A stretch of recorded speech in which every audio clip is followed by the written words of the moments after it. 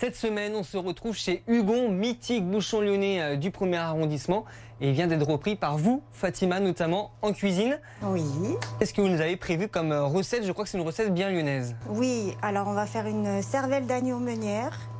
Alors il y aura la cervelle, bien sûr, des petites pommes de terre vapeur, du persil, du citron, de l'ail, de la farine, du sel et du poivre. Donc là, Fatima, ce sont des cervelles d'agneau. Oui. Ça donne pas forcément très envie. Expliquez-moi, donc là, on va juste les cuire. Mais avant, vous les avez préparées. Comment vous avez fait? Je les ai pochés une quinzaine de minutes dans l'eau bouillante avec des aromates, thym, ail, laurier, du sel, du poivre. Et avant ça, vous les aviez, vous me disiez, laissé tremper une journée complète dans de l'eau? Pour dégorger, pour enlever tout le sang.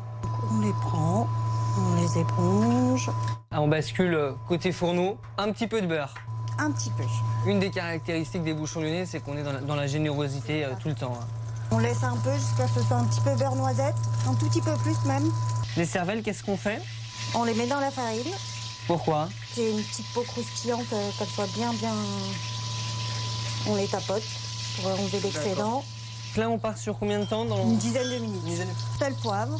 C'est presque prêt, mais il reste la dernière étape. On déglace au jus de citron, de l'ail. Et là, ça mousse bien. Le beurre avec le citron qui a été rajouté. Moi, j'aime bien rajouter des pommes de terre.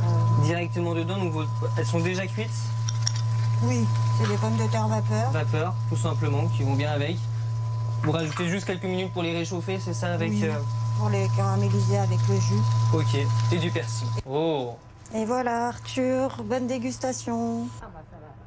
C'est vrai que c'est cette texture en fait qui est assez surprenante puisqu'on est très léger en bouche avec le gras qui ramène un petit peu de rondeur et le citron qui ramène un petit peu de peps. Un petit peu de peps et d'acidité.